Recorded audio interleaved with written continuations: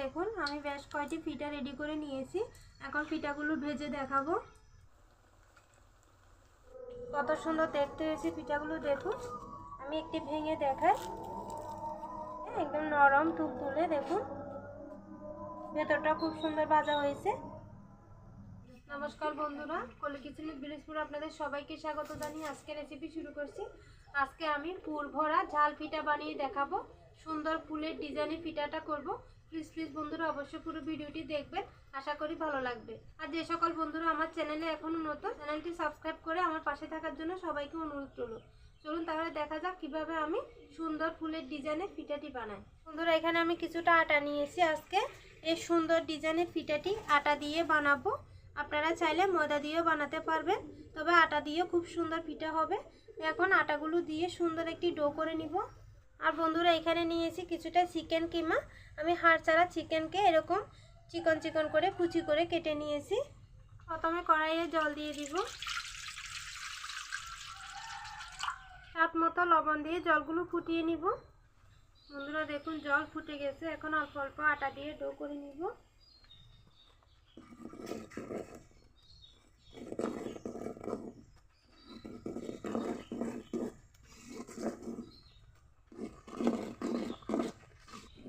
খুব সুন্দর করে ডো করে নিয়েছি, এখন নামিয়ে নিব।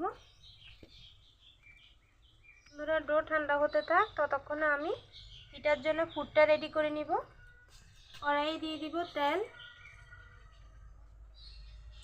তেল গরম হয়ে গেছে, দিয়ে দিব পেঁয়াজ কুচি, আদা রসুন একসাথে বাটা, দিয়ে দিব টমেটো কুচি, কাঁচামরিচ কুচি, সব কিছু একসাথে কিছুক্ষণ ভেজে নিব। 2 মিনিটের মতো সব কিছু ভেজে নিয়েছি। এখন দিয়ে দিব চিকেন কিমা।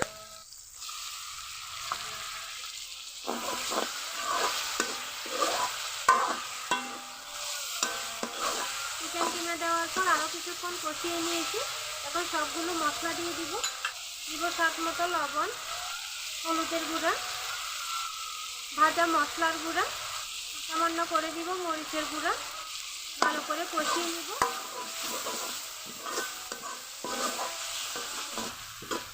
আমরা পুরটা ফ্রাই হয়ে এসছে।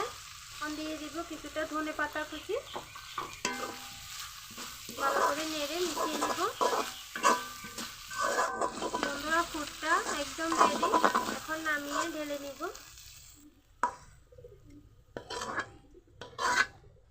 ডো মথে নিব। এখনো পুরোপুরি কিন্তু ঠান্ডা হয়নি, একটু আটা দিয়ে মথে নিব।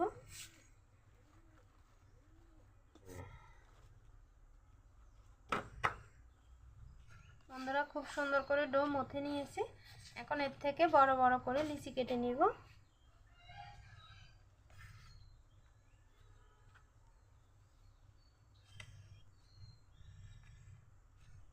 বড় করে একটি রুটি বেলে নিব।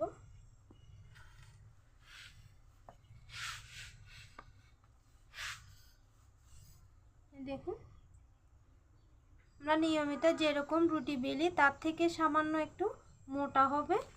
কৌটোর ঢাকনা নিয়েছি, দেখুন এই ঢাকনা দিয়ে আমি ছোট ছোট করে কেটে নিব।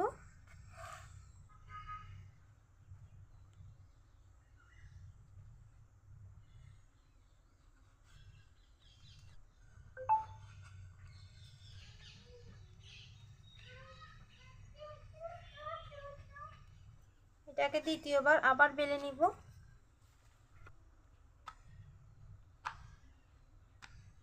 বন্ধুরা এখন একটি রুটি নিয়েছি, পিঠের ডিজাইনটি করে দেখাবো। কিছুটা পুর দিয়ে দিব।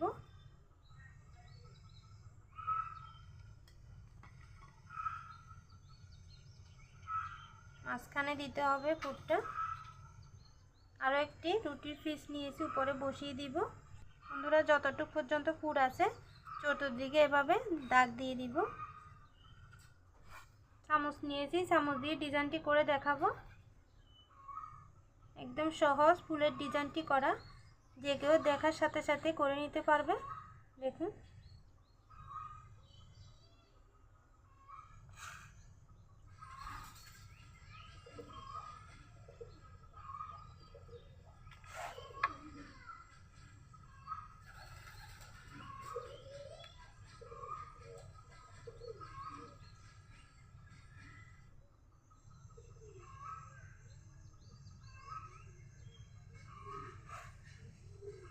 আপনারা 3 দাগ কেটেও পাপড়িটা বানাতে পারবেন, আবার 4টি 5টি করেও বানাতে পারবেন। আপনাদের সুবিধা মতো করবেন। যত বেশি দাগ দেওয়া হবে ততই পাপড়িটা বড় হবে।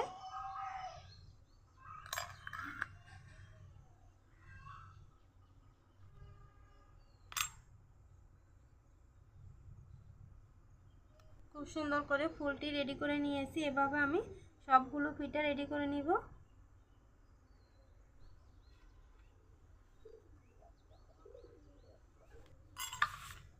বন্ধুরা দেখুন, আমি বেশ কয়টি পিঠা রেডি করে নিয়েছি।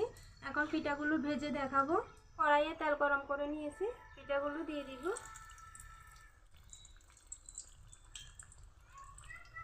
এক পিঠ হালকা ভাজা হয়েছে, এখন উল্টে দিব। উল্টে পাল্টে ভালো করে ভেজে নিতে হবে, যাতে ভেতর পর্যন্ত খুব ভালো ভাজা হয়। সুন্দর করে ভেজে নিয়েছি, এখন তুলে নিব।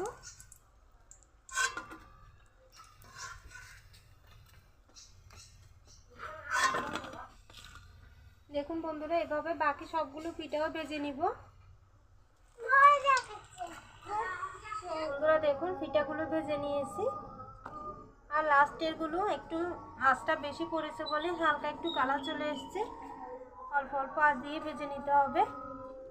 কত সুন্দর দেখতে হয়েছে পিঠাগুলো দেখুন। আমি একটি ভেঙে দেখাই। একদম নরম তুলে দেখুন, ভেতরটা খুব সুন্দর ভাজা হয়েছে।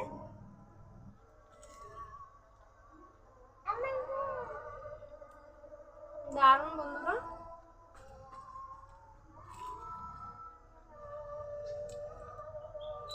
অসাধারণ হয়েছে বন্ধুরা খেতে। বন্ধুরা, আমার মতো করে আপনারা পিঠাগুলো বাড়িতে খুব সহজে বানাবেন, আর কেউ আসলে তাদেরকেও বানিয়ে দিতে পারবেন। খুব সহজে বানানো যায়। তো আমার ভিডিও কেমন লেগেছে কমেন্টে জানাবেন। যদি ভালো লাগে ভিডিওতে একটি লাইক দিবেন, চ্যানেলটি সাবস্ক্রাইব করে আমার পাশেই থাকবেন।